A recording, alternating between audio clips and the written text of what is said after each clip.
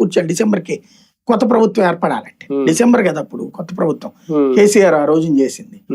ఆ లెక్కన తర్వాత రేవంత్ కైనా అట్లాగే నడిచింది. కాబట్టి ఇంకున్నది 2 ఏళ్లే. ఇప్పుడు ఇది ఆగస్టు వచ్చేసింది, సెప్టెంబర్, అక్టోబర్, నవంబర్, డిసెంబర్, ఇది 3 నెలలు మధ్యలో. అంటే 2 నెలలు 2 ఏళ్ల 3 నెలలే ఉంది ఇంకా టైం. ఈ టైంలో అక్కడ ఉన్నటువంటి వాళ్ళని జాతీయ మంత్రివర్గంలోకి తీసుకుంటే బలమైన విధంగా తయారు చేయాలి పార్టీని. అక్కడ ఈవెన్ పార్టీ రాష్ట్ర అధ్యక్ష బాధ్యతలు కూడా బలంగా తయారు చేయాలి. మేబీ దానికోసం కొన్ని మార్పులు చేర్పులు జరుగుతాయేమో అనుకుంటున్నాను నేను. అందుకోసం ఆగుంటారు. ఇప్పుడు అది ఇచ్చి ఇప్పుడు పార్టీ ఇచ్చి మంత్రివర్గం ఇచ్చి ఒకేసారి ఒకళ్ళకొకళ్ళు తిట్టుకుంటూ ఒకళ్ళనొకళ్ళు చేసుకుంటూ మెయిన్ ఏమైపోయింది అక్కడ 2 కోణాలు.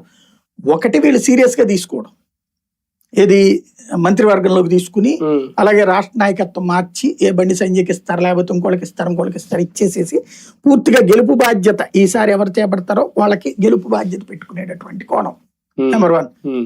లేదా వీళ్ళ కొట్టుకుంటానికి మొన్న నితిన్ నబీన్ అందరిని కూర్చోబెట్టి మాట్లాడాడు, అంతకుముందు అమిత్ షా కూర్చోబెట్టి మాట్లాడాడు.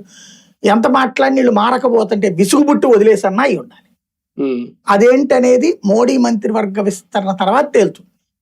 మోడీ మంత్రివర్గ విస్తరణలో కూడా గనక వీళ్ళకి తేడా జరిగిందంటే వీళ్ళ మీద అసంతృప్తి అధికంగా ఉన్నట్టు అధిష్టానానికి.